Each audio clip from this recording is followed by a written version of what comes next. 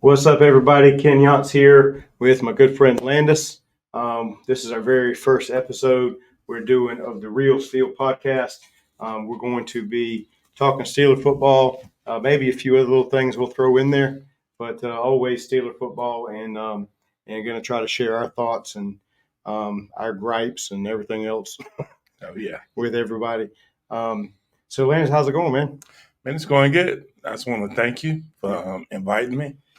I've been looking forward to this. See how it goes. Yeah. Well, I mean, nothing Steelers are involved with goes bad. That's true. Only when they lose. Yeah, only when they lose. Only when they lose. But we do more winning than losing. So that's true. That's one good thing. So let's start off with how long you been a Steeler fan, man. Tell me about that. 1975 Super Bowl IX. I watched it with my granddaddy. Okay. That was the first NFL game I watched, and I fell in love with the colors. They beat Minnesota 16-6. Nice. They won ever since. I wish I had that story. You're going to hate to hear this, bro. I don't even know if I've ever shared this with you. I grew up a huge Dallas Cowboys fan. You did tell me that. And it wasn't my fault. It was really child abuse. My dad made me. At least you wisened up. Yeah. Well, I'm going to tell you what wisened me up was well, first of all, even as a kid, when I started playing football, and there's really only three teams that would be on TV. It was the Cowboys. The Steelers were always going to be, televised a lot more than anyone else. And then regionally, you had to watch, the Falcons. You had to watch the Redskins. Yeah. Every now and then you catch the Dolphins, but back before all the options you have now, you just got stuck watching what you watched. So it was easy to be a Cowboy fan because they were on more than anybody else. CBS, yep. Irv Cross. Yeah. Oh, yeah. But so, I love Dallas so much, man, that my nickname usually at different schools I'd go to would either be Dallas or Cowboy. That's what they'd nickname. Because I remember you used to get those brown garbage bags from like Piggly Wiggly or something, and then that had the perforated lines where you cut and make it into a book cover. Yeah. Well, I would do that, and so it'd give you a nice little service you could draw, and I'd draw Dallas Cowboy stuff all over all my books. So that was sickening, wasn't it? I'm sorry. God. DSS should have stepped in. I don't know. But my dad, they always encouraged me to take my school photos with the Dallas Cowboy shirt on. It was ridiculous. But I did love him, and I knew everything about him. And then when it was really Jerry Jones was the beginning of it. But going back, when I was watching Dallas, I loved Dallas. But when I started playing the game and I would catch Steelers games, and those guys, Jack Lambert and those guys, Mean Joe and Mel Blount, those guys would rip your freaking head off, man. And they just had a nastiness about them that I enjoyed the physicality of the way the Steelers played. And so even though I was Dallas because it was just in our culture in the household, I was like kind of secretly kind of like peeking over like, man, But then I read Tony Dungy's book, and I was ready. I was done with Dallas, man. Jerry Jones, the way he did, obviously originally, the way the transition took place, and the way he did this previous staff, and I mean those guys showed up and their keys didn't work to the facility. I mean, how do you do stuff like that? So Tom Landry actually founded the FCA. I don't know if you knew that. I did, but he was one of the It was him and one or two other people, but he was the original hands-on creating the FCA.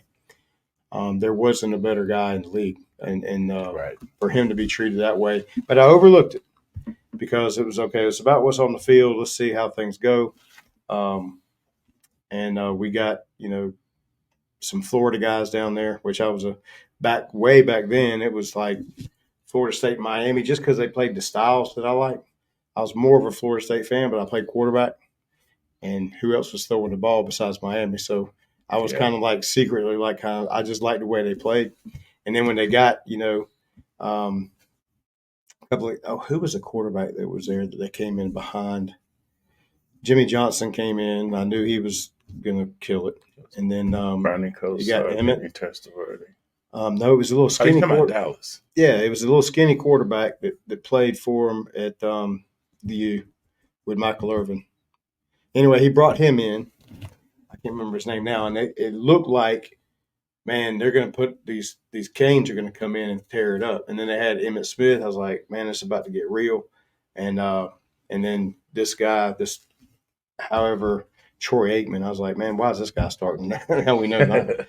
But yeah, and then he did the same thing. His pride got in the way, broke that up, and I was like, dude, I'm done. And honestly, you tell me what you think about this. You heard, you're a baseball guy. The curse of the Bambino, right? Oh yeah. Why is nobody talking about the curse of Jimmy Johnson? Is it a similar situation? That's a valid point. Because the only thing that's happened since was, I mean, Switzer came in and won a Super Bowl that me or you could have coached that. I mean, you just had to get out of the way. Kind of like Gruden did with the Bucks.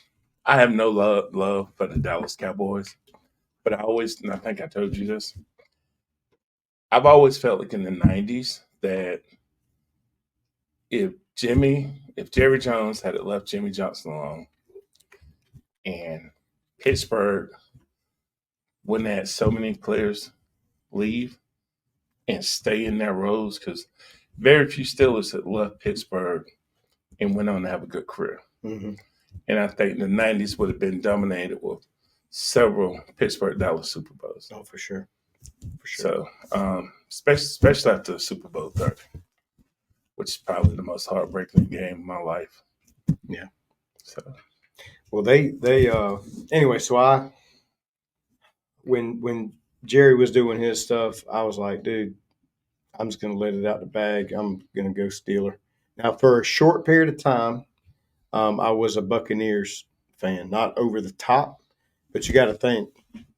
Look who he had, dude. They had Derek Brooks at Florida State Seminole, because I am a Nole by heart. Had him, had Warwick Dunn. Warwick Dunn's one of my favorite human beings that's ever played a sport. Oh, yeah. The guy's amazing.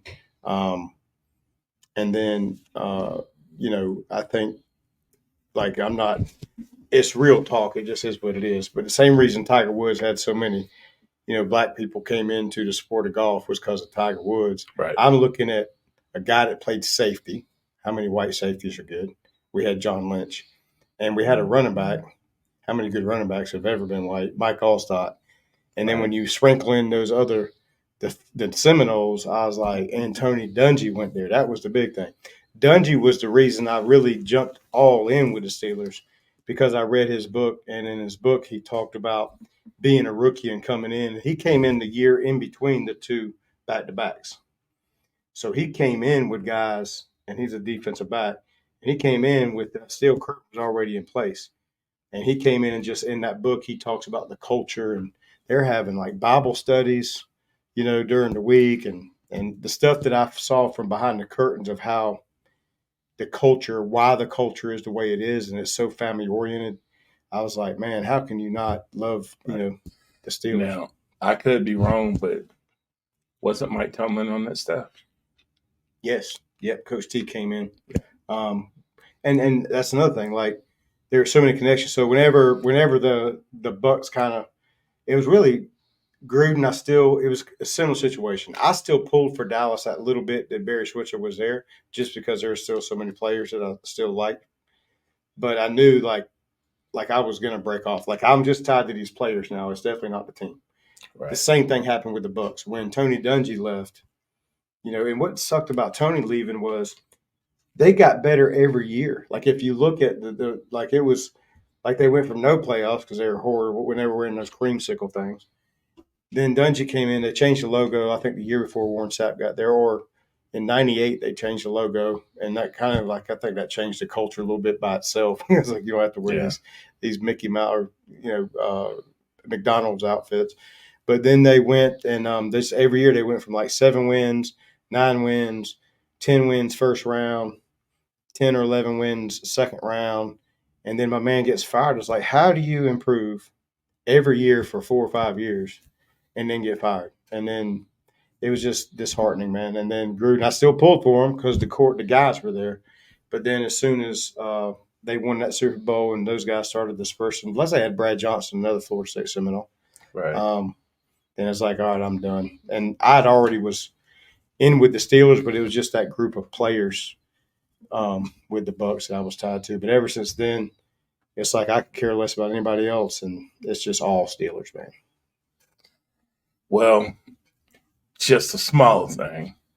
If I wasn't a Steelers fan, I probably would have been a Raiders fan. Yeah. Just because their styles were so similar. Yeah. I love the nastiness of both of those teams. Mm-hmm. But black and yellow won out. Yeah, it's hard, man. Then you go, we try to go to a home Steeler game every year. We didn't go COVID. I didn't go last year. I was just working too much. But the year before that, I went. And then before that, I think I went 4 or 5 years in a row. And, man, it's a different world, man. Just being there with 70,000, what's more fun than the game is going out on Saturdays and going down in the Pinstripe District. So it is just like Mardi Gras. It's literally like the street is closed and it's just like Mardi Gras. You're just walking down. It's just Steeler shops everywhere. Wow. And it is everybody's your best friend. Like it's like, it's just you're just high-fiving perfect, like complete strangers. And it's the vibe of the game. It's just in the streets. It's in the restaurants. It's like, but imagine if you went downtown Greenville and you just shut off like up the upper part of Main Street, that entire part, and it was just nothing but 70,000. Well, everybody's coming to the game is there. Right. I mean, they're coming in because everybody knows that's where to go. And then the people don't even have tickets are there. So there's probably 100,000 people there on Saturday before a home game. It is absolutely nuts, man. You can go with me this year. You can go with me this year. Let me know when. We already got tickets to the home Ravens game. We're going to Atlanta. The opening game is in Atlanta. Right. That's the easiest one. Yeah. I'm supposed to be taking the bus down there. So you are going? Yeah. I'm going to that game. Okay. Well, dang, there you go. Taking a bus. You go tailgate. Well, I'll find a spot. Figure spot. I think 50-something people can tailgate. Oh, you taking everybody? Yeah. Well, I ain't gonna do all that. I got third row seating, but I need like 19th row seating. I don't have UConn's ain't made like that. Well, man, let's get into it, brother. So, what we're gonna do, guys, just to give you an idea of what the format's gonna be. Obviously, we had a little bit more intro talk right there, but we're gonna come at you. We're gonna have first, second, third, and fourth down. We already kind of previewed some topics. Obviously, we get to hear and talk Steeler football, for 4 or 5 hours pretty easily. But we're going to try to compartmentalize and keep these things under an hour and just kind of speak about, the different topics that we bring up. So this first topic in first down, call this the gauntlet, and that is none other than this ridiculous schedule that they done popped up on us. So what's your first thoughts when you saw this? Second half. The second half, like we talked about earlier, playing the Ravens and then having 4 days for a divisional to go on a road game. Yeah, against a divisional foe. Yeah, And so, I mean, you look at it, I mean, all Coach T talks about this all the time, and all coaches really do. But you kind of break the season kind of into 4 quarters, and even though there's 2 extra games there, but it's really just it's by month. It's like how are you doing in the first quarter, the first 4 games. First 4, just looking at that, we start off with 2 roads. So I'm not, Atlanta's going to be improved. I think Atlanta's going to be better. Denver, not sure really where they're going to be at, but Colts are always decent. They've been decent for years, but we've played them a few times, and we don't seem to have much of a problem with them. No. Home against the Chargers. I mean, anytime you got a good quality quarterback like they got some weapons. And that being, there's a little bit of pressure on our guys too, being first home game. I've talked to some Steeler players, and believe it or not, those guys feel nerves sometimes, and it's usually at that first home game because there's so much pressure to be a Steeler, and right, you got those 100,000 people that were hanging out the day before and tailgating, the way they do in the Steeler Nation. I mean, they really feel that first game, so that's not an easy opener by any means. What are your thoughts on those first 4? You look at those first 4 games, and the first thing you look at is the overhaul that Pittsburgh did as a team. Mm-hmm. But then you look at 2 of those teams bringing in new quarterbacks. Yeah. Atlanta, Denver, San Diego. They lost a lot of players, especially at the receiver. Mm-hmm. So it's going to be interesting to see how they develop. And then the Colts, you just never know with them. Mm-hmm. So, well, moving on. I mean, I think honestly, I'm looking at that, and man, we start slow a lot, man. We do, but it's hard to not think that you can possibly be 4-0 after those games. Yeah, I don't know why it is, but I mean, even on our good years, we tend to lose a game here or there, and we'll talk more later on in this conversation. Later on, that'll come up, but I'm seeing 3-1 somewhere in there. There'll be something. I just don't. Oh, I agree. Yeah, I'm saying, but yeah, talent. I can see 4-0. Realistically, mm-hmm. I would say 3-1. Just because we know the history of how we start out. Yeah, that's right. So that second group, home against Dallas. I may still fish around and find some tickets to that, but my other the 17th in the third quarter there is where I'm going to see the Ravens. But that Cowboy game, man, that is going to be, Dallas. It blows my mind with Dallas. Like if you look at it, we just talked before we got on here a little bit. We just actually opened up and talked about it as well. But the Cowboys, it's almost like they're cursed, man. Like no matter how much, if you look at it player by player, man, they always have so much talent. Like right, so much talent. There's no reason. Like I still don't really know, with Dak Prescott. Like every time I watch him, it's kind of like Romo. Like I've put him in the same thing. Like those guys are ultra talented. They don't really do. Now, when they get to the playoffs, a lot of times that's where some decision making gets real questionable. But it's like if you watch them, like why aren't they deep in the playoffs every year? You know what I mean? Like when you look at the talent, and that Lamb kid is like special. I mean, that kid's good. And they got 2 pretty good tight ends. Yeah, they got some tight ends, man. Running backs just plug and play. I mean, there's a lot of good running backs in the league, but their line, I mean, I don't know. I don't get it. I don't get it. Dallas is just Dallas to me. Yeah. They underachieve, but you don't know what's going to show up there. I feel good that we've got, we got those, I'm not going to say light games, but when you look in the second half of our season, I would say that Denver, San Diego, and the Colts are the lighter side of our schedule. You could call those developmental games. Right. To start building what you want to. Mm-hmm. Yeah. And we'll talk too, I think, and we'll look, and I'm going to bring the point now and see what your thoughts are. But I wish that if we broke this schedule in half, that we had flipped it. At first, I was like, well, while we're healthy and, coming off the off season healthy and everything is banging, like, why don't we play this tough part of the schedule early and then being able to make a run at the end. You know what I mean? Like after we're kind of beat up a little bit, and it's like because we always finish stronger. But then when you think about it too, like you said, since we do start slow, maybe it is an advantage to start off with the tougher part, later on and start with these. Start building some chemistry. Right. So yeah, I get that. So, but yeah, Dallas, and then you go on the road. When you go all the way across the country, that's never easy. No matter who you play, anybody that travels across the country, there's all kind of crazy stats about that. But it seems like it's a tough go. And then the Jets. Man, I still don't know what the Jets are going to be. Believe it or not, I think from a media standpoint, that would be the biggest game we played in those first 8 games, even over Dallas, just because of the Aaron Rodgers story. Sunday night game, I think that's going to be, depending on how the Jets do, the first half of the season. Yeah. But, I mean, they're already talking about Aaron Rodgers. So if both of those teams have 4 or 5 wins coming in that game, it'll be a big game. But I think that's the first one. Not saying the other 6 wouldn't be, because, of course, Dallas would be.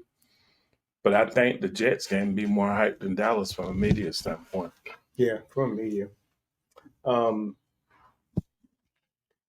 don't know, because we didn't get to see Aaron with that team last year. And they had surrounded with some pretty good talent. They had loaded up that side of the ball. The defense was phenomenal. The Jets defense has been, top half of the league at minimum. In some categories, they were top 5 from everything I was seeing. So, so you got both the New York teams coming to town. I don't feel bad about that second quarter, man. Honestly, I feel like another one of those can slip away. But the talent that we have, I don't see why we should be less than 6-2 at this point. I agree with that. Yeah. Then we get a bye, thank Lord, because of what's coming. A much needed bye. Yeah, and it's really do you need to buy because of what you just went through, or do you need to buy for what's coming up? And in this situation, it's definitely for what's coming up, man. We was talking, we spoke about this the other day, and I've talked to several Steeler people, and even on the talk shows, they're talking like this. A lot of people say this is the toughest stretch of a football schedule they've ever seen, ever. Right. Not for us specifically, anybody.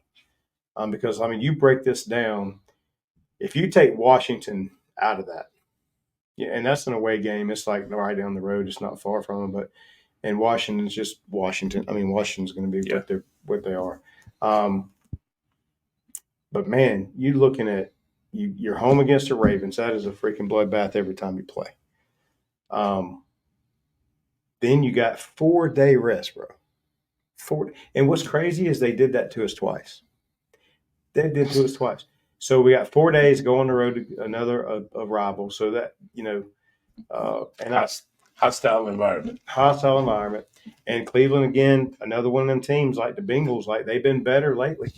You know what I mean? They've definitely been better the last couple of years. And so that's you only got 3 opportunities for wins there. I still think, man, I don't know. It's hard to tell. How do you just flip a coin with Baltimore? How do you never know? Yeah. You know what I mean? But let's say that one slips away from us. I think I feel better about those 3 than I do winning, either one of the 4 game stretches. I think if everything comes together, by this point, we just came off of a bye. We should have a pretty good schedule, and we just went down, and I'm thinking should be able to take care of Washington fairly, not too much trouble, I don't believe. Then we should come into Baltimore healthy, banging, hitting on all cylinders. All the rookies are not rookies anymore at this point, and I think we have a 70-30 now looking at it. We're in June, but I'm saying 70-30 chance of winning and going 3-0 right there. Can you think about it?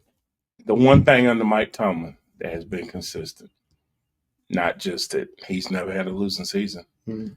Look at how this team performs after the bye weeks.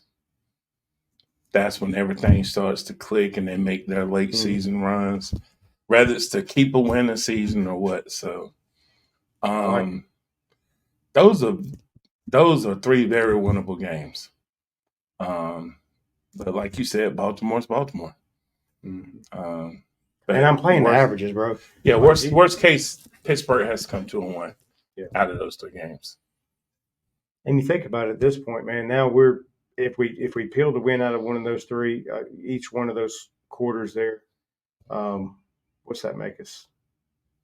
That's 11 games. That's 11. So we're what? 8-3. Dude, I'm not mad at 8-3. No. We've only won 9 and 10 games the last several seasons. Well, here's the reason I wish it was. I'm hoping that it's better than that. Is because I know with this next damn quarter. So you finish up with the Browns there, finish the third quarter, and then it gets ridiculous. So we go from now. The good thing about having that 21st, now you stretch all the way out to the 1st, and away Cincinnati. If they stay healthy, Cincinnati can be as tough as the Bengals. I mean, as the Ravens. I mean, I think. I mean, they when they're healthy. That Burrow. What do you think about Burrow? What's your thoughts on him? When he's healthy, he's one of the best in the league by far. Their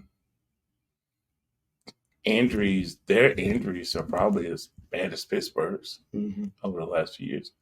But Joe Burrow, he's got 2 of the best receivers in the league. It's overall the AFC North. It's like any given Sunday, you don't know what's going to happen. It's really hard to break those 4 teams down against each other. Well, here's knowing that we know what our conference is every year, or what our division is every year. It's the best division again, hands down, not even close. Last year, there's no basis for an argument. And now look at this, dude. We got 4 division games in a row. I mean, you go on the road to the Bengals, and then you come back home and you got the Browns again. Like, you literally just went 4 in a row with the most physical games that we're going to have all year.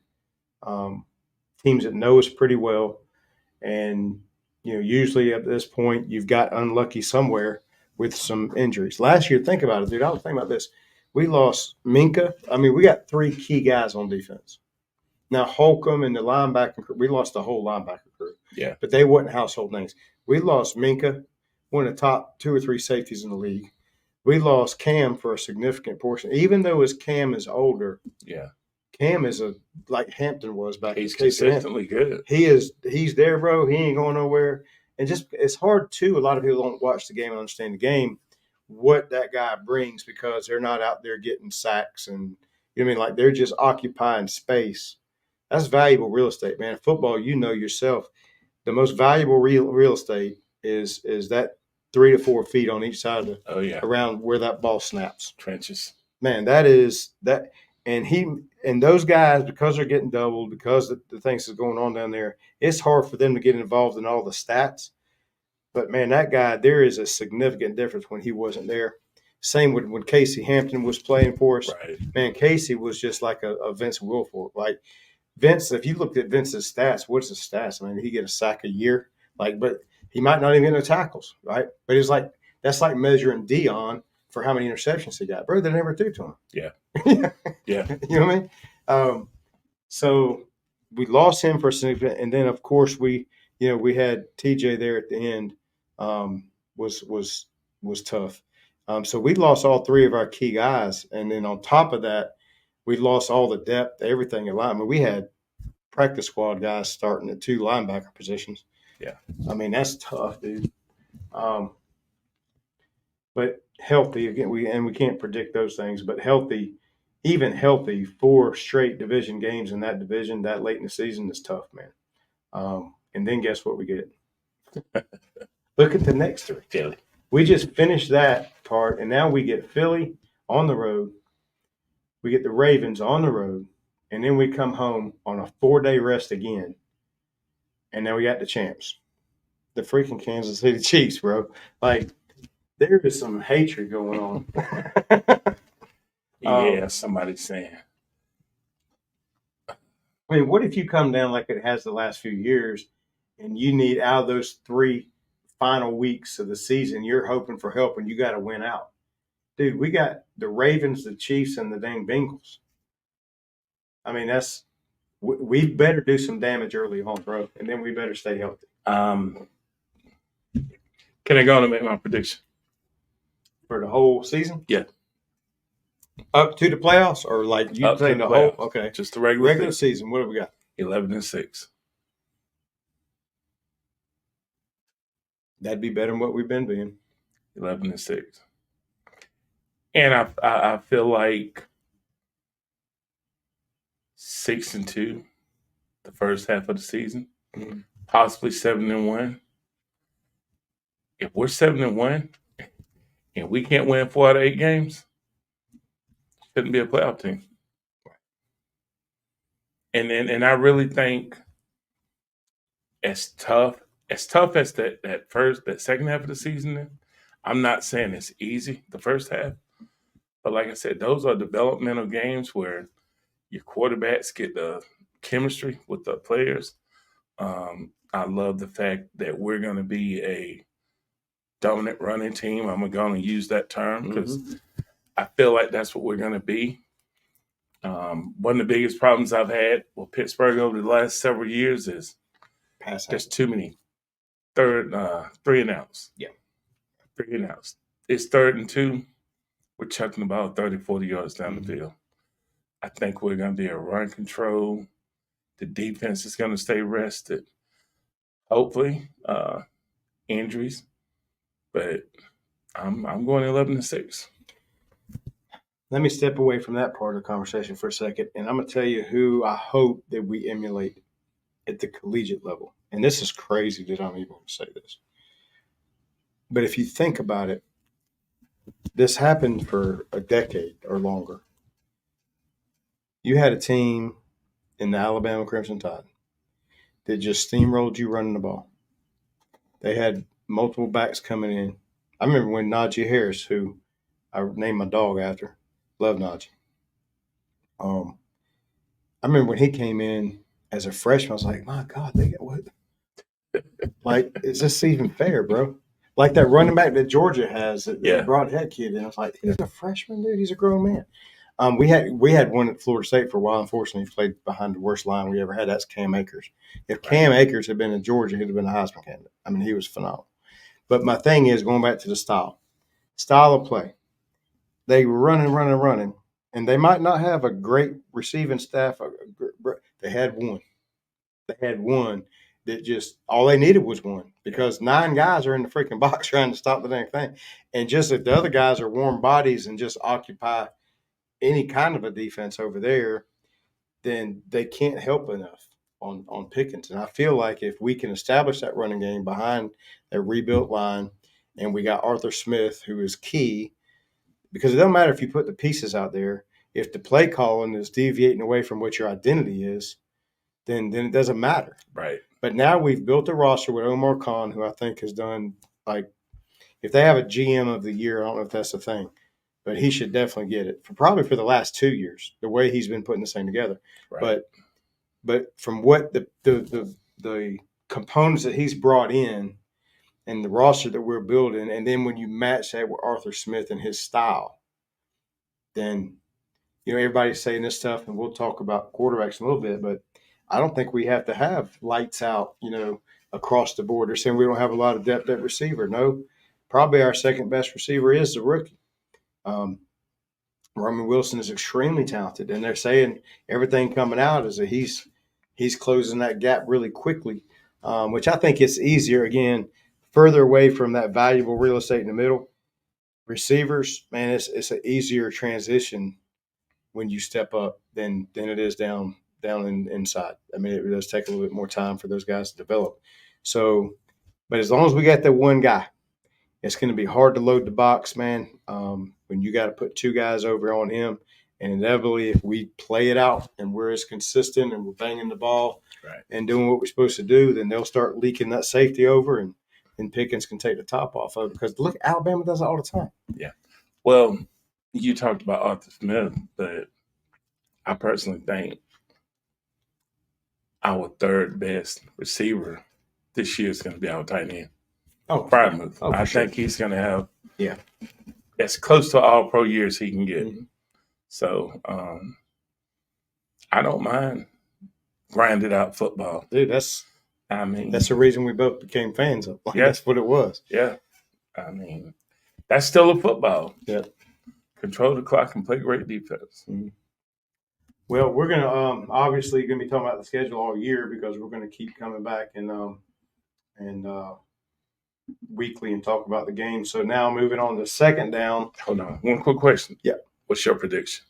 Oh wow, man! As I look back at the schedule there, I mean, I'm not mad at 11-6, but I feel like that's really. Without going game by game the way we just did, I was thinking 12-5. But then again, and we're going to talk about that in this section, right? Regular season and these meaningless games, like here's what bites us. And I, I'm going to go back to we as a team will sweep the Ravens like we did last year. And then we'll lose to the Patriots who had won 2 damn games. And then Arizona. Like, that's the part that I can't do that math in my head and hit a 13. Talent-wise, we're a 13-win season. Like, we're a 13-win team, talent-wise. But between the fact that we just do what we do, which frustrates the crap out of us, and our recent luck with the injury bug, I don't know that 13 is feasible. I think it's that 11 to 12 right in that range. So I'm right there with you. Either way, we got to win more than what we won here recently. We got to go. What did we get? 10? Oh, no, we only got 8 the year before. We got 9 last year. No, we got 9 and 10 last 9 and 10. Okay. All right. So second one's this one here, and that's our guy. Right here, Coach T. My man. Let's do this. Do it this way. Come on. Sorry, I'm having to do the producing and everything. So, Coach T, man, my favorite coach. I can't.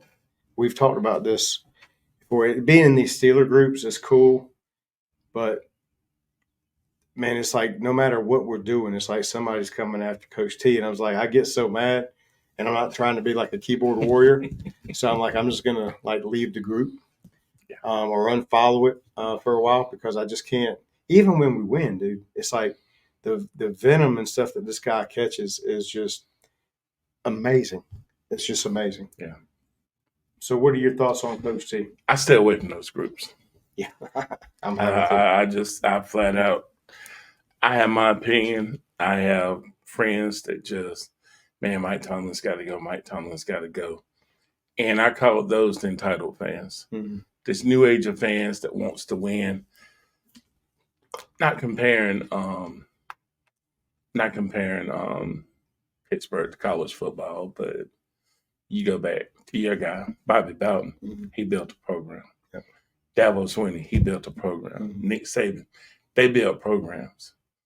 Well, Pittsburgh has always been based on building a program, mm-hmm. having a culture. Chuck Noll was hired the year I was born, 54 years. We've only had 3 coaches. Mm-hmm. And we're consistent. It's nice to have 6 Super Bowls. I feel like everybody feels like Pittsburgh's supposed to win the Super Bowl every 5 years. Mm-hmm. But the entitlement to these fans today, they want to win today, right. No matter what. They'd rather see you build a team than build what we call dynasties back in the day. Well, it's like Michigan. I say this all the time. The Michigan fans popping up out the woodwork. I was like, guys, that was your team. You going right back to what you was next year. You know what I mean? Yeah. You either have a good team or you have a good program. And good programs don't always win. Right. You know, the big ones, they're going to win a lot. I mean, Alabama's been down, but have they? By their standards that they set, they've been down. Right. But in reality, they're still 10-11. I mean, they beat Georgia when you get a culture like that, then the expectations are so freaking high. Yeah. That your down seasons, it feels like it's down, especially when somebody else pops up and has a good team for a little bit. Everybody feels like 9-3, 10-2 college football season is a losing season after you've been 12-0 and 11-1. So, but Mike Tomlin, that's my dude. People need to understand that if you let him go, there's going to be 5 or 6 teams that's trying to fire their coach to hire him. Oh, for sure. So, but. Well, here's the thing. I'm going to switch roles for a second. And I know it's not, well, I'm going to say this. I don't think that it's Coach T doing it. This always infuriated me where people say, well, he needs to go. So, well, if he didn't need to go the last 3 years, he didn't forget how to coach this year. You know what I'm saying? They do it all the time. Like, well, he needs to go. Well, why? Like, you're not going to win it every year. But it's like, here's the thing. With players, your players get hurt. Your players don't put in the work on the off season sometimes. They play hurt. I think that's a big thing with Russ is he was playing injured that first year in Denver. They didn't have anything else. And he had the whole world on his shoulders. And he was playing where he should have been not playing. And his numbers were atrocious by his standards. But I think that when the coaches don't have, yes, coaches have life that happens and stuff like that. I mean, they're still humans, but they don't drop off and have those ups and downs. I mean, the message is the message. You know what I mean? Like the system is the system. The culture is the culture. It's a lot easier to stay consistent as a coach than it is as a player. Right. I'm saying there's a lot of ups and downs. So Coach Tomlin has been the same from the first day to the last day. I'm saying the guys that played with him before, and when you talk about culture, I watch Cam Hayward's podcast a good bit, and he was at it when they were having the initially rolling out the first on field OTAs and stuff like that, and he had a few podcasts, and Fryermuth was on there, Troy Polamalu was on there, he had a couple of people in there, pretty good interviews, but one of the things that he asked the older guys, Heath came in and everybody's like, Heath, he came in, did a podcast I just watched the other day with him. And when he says, okay, these guys has played for both like Troy. And he asked him, said, what's the difference between Coach Cowher and Coach T? And really nothing. The message is the same. The standard is the standard. So my question is this. If you've worked that hard as a franchise to maintain that over all these years, and there's only one reason that's still happening. It's because the man that's holding the whistle. I'm saying he is now, yes, the Rooneys aren't as actively involved as much as they were back in the 70s. Right. They have kind of backed out a little bit and they let their people do what they do. But the culture is there because of Coach T. And my question is, when you pull that out, what outsider that doesn't know that culture? I mean, they try to duplicate it everywhere. Who has a culture like us? Nobody. It doesn't exist. Nobody. It doesn't exist. I mean, the reality is the Ravens. Where's the Ravens originally from? Because they were the Browns or the Colts. Remember, they moved. They were the Colts. So, yeah. They were the Colts. So y'all been around since the 90s. Y'all ain't nothing. I mean, y'all ain't nothing. So anyway, that being said, what are you going to stretch my leg for a second? Yeah, man. So what are you going to get when you let Coach T go? That's always been my question. There's nothing to get. And I was watching something with Joe Green. You might have saw this. It's old. It was Joe Green, Belichick, Ray Lewis. It was a bunch of them sitting around that table. Is it Tio? I think Tio was in it. And they asked Joe Green, how did they maintain it back during the 70s and early 80s? And he said, from the time I got there, the same message was preached. Mm-hmm. Defense, defense. And no matter who came in, we weren't going to let nobody change what we did. Mm-hmm. We were going to make you change. So even back then in the 70s, it was a cultural thing. So it's like you said about the Steelers organization, they preach the same message. There's a reason when you first thing you're going to hear one or two things when you talk to Steelers people. They're going to talk about defense or running game. Mm-hmm. And even though we had Ben, we threw the ball like crazy, but we still put up rushing yards. Mm-hmm. But that message Joe Green delivered was, man, there was 15 of us on defense that stayed together for 12, 13 years. Mm-hmm. And I got thinking about that, and I was like, wow, that's crazy. For sure. I mean, and that hurt us. That hurt us here recently. Yeah. When we held on to when Ryan Clark and that group was there, we really kind of probably should have not re-upped a few guys. It's a tough thing, man. But you remember those years where we couldn't get our secondary back right, but we had held on to so many guys, man. And man, you love them. You love Troy. You love all those guys. But man, that last contract, and that's what's going on with Cam right now. I was about to say that's that. exactly what's happening with Cam. It's like yes, Cam can still come in and give you, if there's 70 defensive snaps, I think he can still effectively be himself for 25 to 35 snaps. Right. Right. But if you're relying on Cam to come in and give you 60 snaps, then yes, his age is going to become a factor. And that's why they're holding back, because they've made that mistake before. Yeah. And as much as I love Cam, I understand where we're at with it, and it's tough. And we'll talk more about roster, in depth later on. But as far as Coach T, my one thing I will say is that I would rather trade off and lose some of the games that we probably should lose, or it's a 50-50, than losing the games that, like when we lost to Arizona and New England. Yeah. There's no excuse for that. There's no excuse for that. Yeah. And going back to what I was saying about players not being able to be as consistent because they got all the physical things that they're dealing with and this and that, it's easier to be more consistent as a coach. But here's the other thing that does happen, and you know this from coaching yourself. At some point, whether it's like management at a job or a coach on a field or any sport, at some point, sometimes the rah and that stuff that like usually fires you up, it just becomes stagnant. You can say the same things, but if you're always at a 9 or a 10, yeah, you know what I'm saying? Like if your intensity is always at a 10, then how do you get them to step up to another level? You know what I'm saying? Like, and I know the message remains the same, but it also gets to be where it's just hard to motivate from the same source for 15, 18, 20 years, because you start to lose that voice a little bit. Does that make sense? Oh, yeah. Oh, yeah.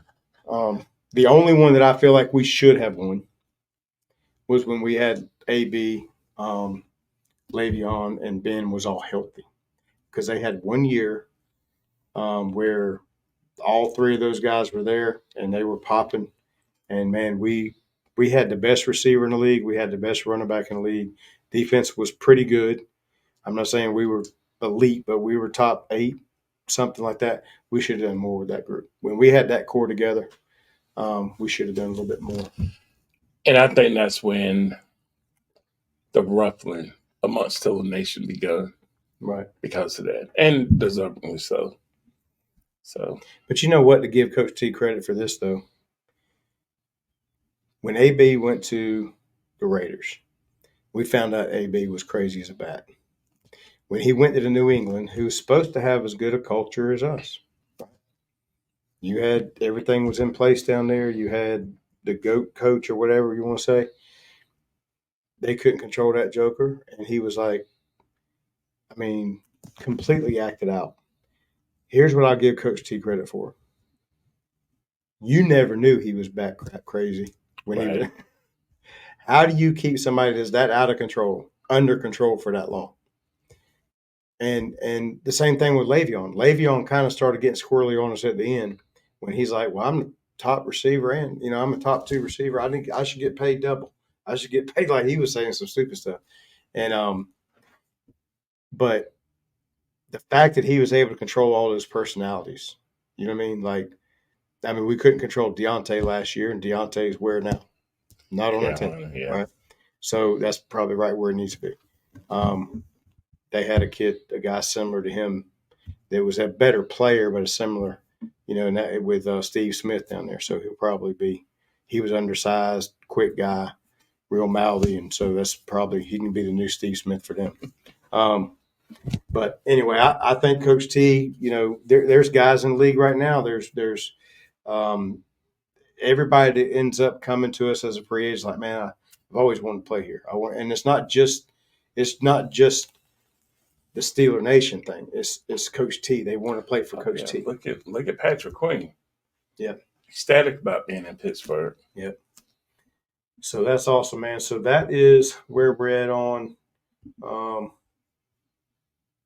Let's see. Now we're going to go to where are we on third down? Yeah. Third down. And third down is going to be no respect for 90. Man, I tell you, brother, it's so frustrating when you look at the stats and you watch the games. Now, I don't watch Myles Garrett every snap. I don't miss a snap that TJ has. So I could be drinking the, black and gold Kool-Aid. Thank God they don't make black and gold Kool-Aid. But I watch that man, and I know the difference of when he's there and when he's not there. And I watch the plays that teams are limited on even trying because he's on the field. Like, tell me your thoughts on TJ. I did not realize, when we drafted him, Kenny, I was like, who is this guy? Mm-hmm. I've never heard of him. As much as I watch college football, I've never heard TJ Watt. And then I watch him play. Man, this dude can ball. Mm-hmm. But 2 years ago, when we lost him for the games we did, it really hit me how big he was on that defense. Mm-hmm. And I actually read this morning that there's a point system, even though TJ had better stats than Myles Garrett. Mm-hmm. They factor in stuff like quarterback hurries, and it's a point system they go by to choose that award, which I think is crazy. I think the overall eye test, the stats, that's good enough for me. And I truly felt like he was the defensive player of the year last year, but then they talk about the games he missed, that possible him not playing the playoffs would it hurt Pittsburgh.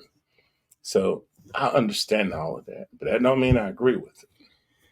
Well, let's talk a little. I don't want to get too.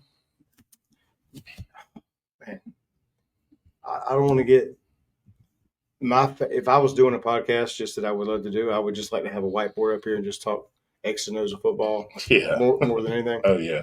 But it'll go over a lot of people's head, and I'll limit my audience. But here's what I know: Myles Garrett plays a different position, and the reason I say that is he's playing in a 4-man front.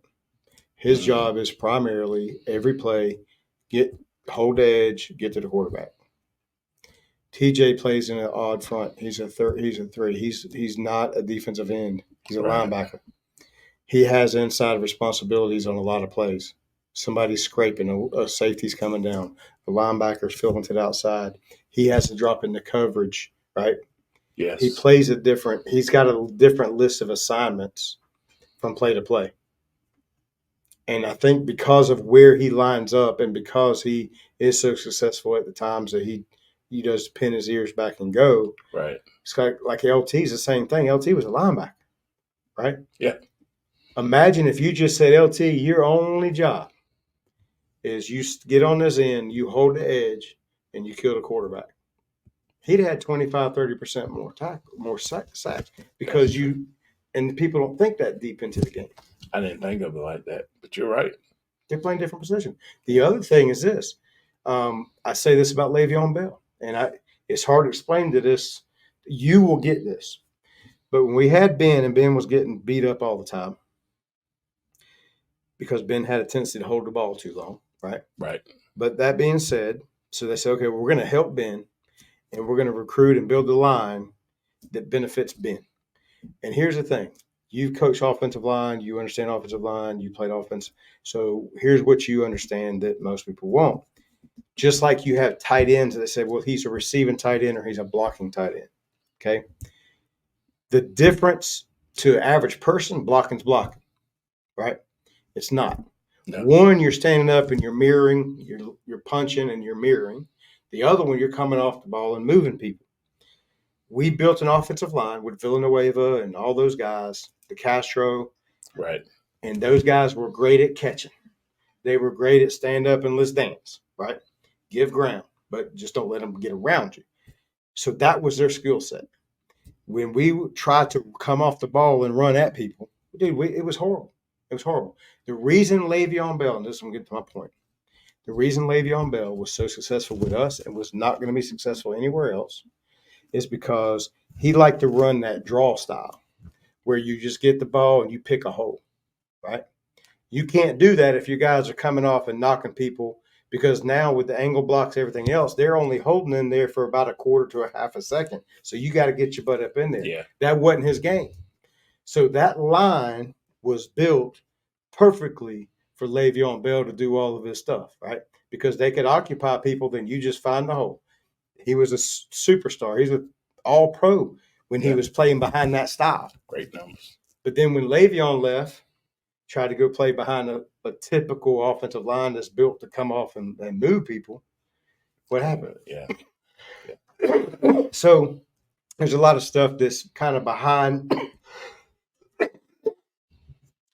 the numbers that you got to read into it, man. And that's one of the things I love making that point about Le'Veon to people that understand the game because they understand that. And even now, I think that why does Najee Harris not have, we don't have road grader guys. I think we still have been recruiting. We still have now the guys we've just now brought in, like that center from West Virginia. Right.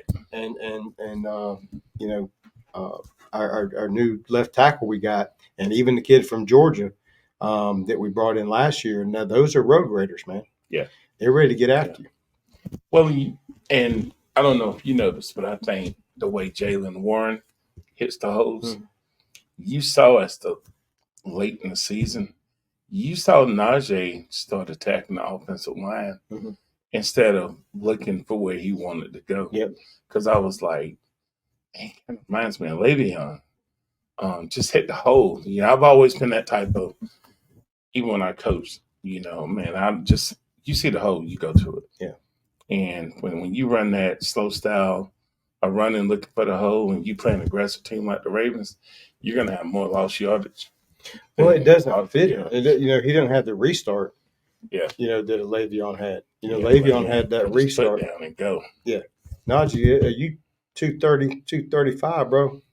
He's down the field running. Yeah. Let's use it. So that's what's going on there. But TJ. TJ's playing a different position, and I think he's penalized in ways for the other guys that have really one job, pin years back and hold edge. Yeah. And I would love to see and he does that a lot. But even the times that he takes outside routes, and you can look behind him, if you look and see what's going on behind him, a lot of times there's somebody that's looking to scrape and come off and take contain. And so his job was to go inside, and sometimes he goes inside and gets washed down. Like, hey, why would you do that? I mean, at the end of the day, most defenses are still gap cancellation defenses. Yeah. Like you still have a job in a gap. That's your gap. Yeah. And so very seldomly does Myles Garrett and these other guys that's always at that, in a debate. Very seldomly do those guys take inside routes. They don't have any responsibilities in there. All right, so now we're down to fourth down. Fourth down, the QB room, baby. this has the potential to be good or a hot mess. I've heard rumblings that there's already with Justin kind of not liking that role. Is what I'm getting a little bit of. What do you think about the situation? I haven't heard that, but he knew what he was coming into. Mm-hmm. And I do think, you said it earlier, Russ played hurt. That culture in Denver didn't fit him to me. Yeah. I think a coach like Mike Tomlin can fix this, and let them know, hey, Russ is going to start out, but I don't think Russ is going to have the leash that a lot of people think he's going to have, because Justin Fields does so much more physically as quarterback. I hope Russ doesn't go the first game and feel like he has to prove himself. Just go out there and be himself. Do you. Let the game come to you. He's one of the best deep ball throwers in the game consistently. Oh, yeah. And you have two running backs that you can rely on. So I don't know. I think eventually, at some point, we're going to get a good dose of Justin Fields. Mm-hmm. And I think as the Pittsburgh coaches, the management, they're going to have to, because they're going to have a decision to make next year. Yeah. So I don't know. I just feel like whichever one's in there, we're going to be okay. Just don't try to prove yourself. Just be yourself, enjoy, and let it go. Well, I think Justin was in a similar situation in Chicago that Denver put Russ in down there. It's like, you're the franchise guy. You got to fix everything. The weight of the whole city and franchise is on your shoulders. And by the way, our coaches suck. So you got to figure it out yourself. Yeah. Yeah. That's it in a nutshell. Yeah. And they were both in that same situation, man. I personally hope that, because I'm looking at the future, he must love my toes. Not just stuff. He's fine. I'm hoping that Justin Fields is the quarterback of the future. That's me. I think when he gets his shot, he's definitely got the tools. I think he's going to take it and run with it. He's definitely got the tools. And the biggest reason is going back to the second quarter because of Mike Tomlin. Mm-hmm. You're going to have a passing game and a running game, which we hadn't had in a while, consistently. So, well, I definitely think Justin gives you that other element. I think the same. As you know, I coached quarterbacks for years. I probably pay more attention to that position than any other because of my playing and coaching history. But drink all my water. You good?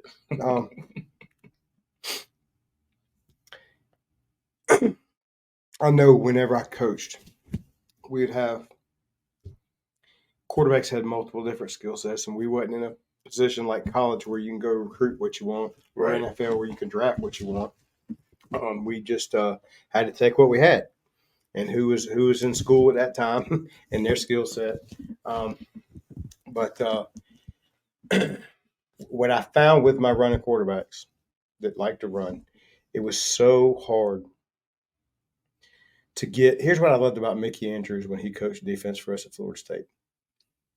Mickey Andrews ran a 4-3 cover 2, and then he ran 4-3 man-to-man. That was our two defenses. Now, he blitzed out of it a lot, but we wasn't, all over the place. And we usually had a lot of hybrid outsides that you didn't have to go to a nickel because those guys were so athletic and so talented. Right. But we had a base thing that everybody knew their job. And if you run a 4-4, then you have to be able to play running a 4-4. And if you're thinking too much, guess what you're not doing? You're not running a 4-4 anymore. You're running a 4-6 because you're thinking. But sorry about that. What I don't like is when you take somebody they've been this their whole career. What got them out, the reason they play quarterback in rec ball in middle school and high school was because their coaches just said, man, I don't even have to coach. Just let Justin play quarterback and he'll just do everything. Right? You know what I mean? You don't have to, you never put them into a box. They're just free to do everything. And then they get to college and maybe there's still a lot of college programs still use it and they don't really develop them and get them ready for the next level. And then all of a sudden, now at the game, the fastest it's ever been, you had to make the fastest decisions you've ever had to make. And now all of a sudden, the tiger has to go from stripes to spots. And like now, instead of playing at 4-4, you're playing at 4-6. You're running a 4-6 now instead of 4-4 because you're having to think. Now it's like there's no instincts involved anymore. Now it's like you have to think about what you're doing, and you can visibly see that it bogs Lamar Jackson down at times. It literally, it bogs him down because like everything in his body says run, and now I got to throw it, and he throws it. Now as it gets further along, what happens? He falls apart in the playoffs every year, and why? Because you're trying to take somebody that this is what they've always done, and why he was good is because he didn't have to think about it. He could just be a 4-4, run it, and just go and just react, read and react. Now, all those instincts that are bred into him, you're trying to strip them away. It don't work. It does not work. The only person I know that's done that successfully was Steve Young. Yeah. And even with Steve Young had to get concussion after concussion after concussion and to get it through his thick head. But the reality was, even with Steve Young, he had to be in one of the greatest offensive, systems of all time to where he could finally get to that, right? And look at the talent he had around him. Then it was a little bit easier probably to transition. And honestly, back then, no running quarterback ran with the consistency of what the game is now. I mean, Michael Vick changed that, right? But before that, I mean, Steve Young how much he ran wasn't tremendous by today's standards, but for them back then, and plus, it was back when you could actually hit people. So, I mean, so you was taking a much bigger risk, running the ball back then as a quarterback. But yeah, that's my only concern. That's a great point. Is making guys like Justin that his first instinct is to rely on athleticism. You know what the shortest career span of any position in the NFL is? It's running back. So you can take your quarterback 2 to 3 years and turn him into a running back. Mm-hmm. That's basically what you've done. So again, it goes back to everybody said, well, Lamar can't stay healthy. Well, no crap, he can't stay healthy. And well, now Lamar don't do good, in the playoffs. Why is that? Because he's got to make faster decisions. His defense is getting better, and he's a 4-2, 4-3 guy that's having to run a 4-5, 4-6. Theoretically, I'm not saying running, I got you. Mentally, like he's having to slow down to think and that's why Mickey Andrews' defense was so great at Florida State. Nobody had to think. You got your job, go do your job, and that's what you do in 95% of the plays. If I change something, it's rare. So recruit 4s and 5s and let them go be 4s and 5s. That's what worries me about running quarterbacks because it's so hard to change them. And to this day, I'll still say Lamar's going to hurt you in a lot of ways, but at the end of the day, he's still got some work to do. The only defense on that I'm going to give Justin Fields, Kenny, is when he was at Ohio State, he was more of a drop back quarterback. Mm-hmm.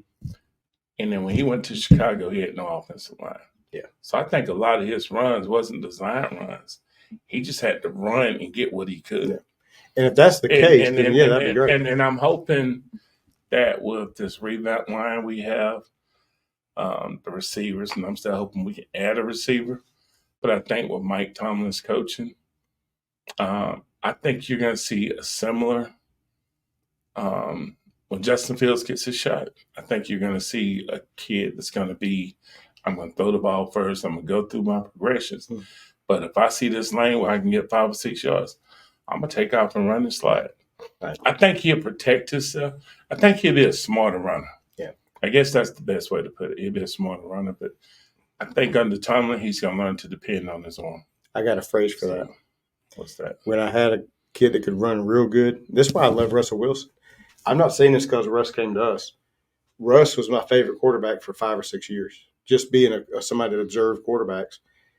And here's why. And this is, I said this all the way back when I coached high school. I said, because he uses his powers for good, not evil. There you go. I like that. He uses his powers for good, not evil. And if Justin Fields can prove to be that, then man, dude, I would like every quarterback to be able to run and have the looseness to do those things. Right. But the problem is that the ones that have them have relied on them so much that you can't get out of them. Yes. But if he can, because this league isn't easy on running backs that are built for that contact. And if they get a chance to hit a quarterback freely, it's over. The thing going for Lamar is Lamar's so freaking big, dude. Yeah. He glides and makes it look effortless, but I mean, Lamar's not a small dude, man. I mean, he's not, Cam Newton size, but he's a big boy. Yeah.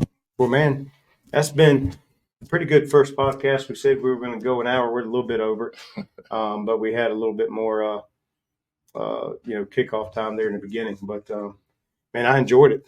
Yes, sir. I appreciate you. Yeah, man, we're going to get back together. We're going to talk about some roster stuff and get a little bit more. We're going to let some of this stuff play out with Cam, seeing if we're going to sign him and get him taken care of. What's going to be some stuff there. And as this roster kind of plays through and we start getting some more reports, we'll have more to kind of check and speak about Cam Sutton coming back, which is questionable based on – I'm on the fence with that one. Yeah, based on just why he's ended up with us to begin with. If those things turn out to be true, first of all, if they're true, I don't think he'd be walking around as a free man from what I heard. But also, if they're true, there's no way he fits into our culture. Right. We just don't – that doesn't happen with us. Now, Dallas will let him play. It might be a prerequisite that you have to have at least one felony to get it. Dallas. Good deal, man. Well, guys, I hope you enjoyed the first episode. We're going to clean this thing up and tighten it up. Hopefully, I'll have somebody to run the board next time I'm here trying to switch screens and do all this stuff. But, man, I'm looking forward to this podcast. I think we're going to have a lot of fun with it. Yes, sir. Again, thank you guys for watching. We'll see you next time.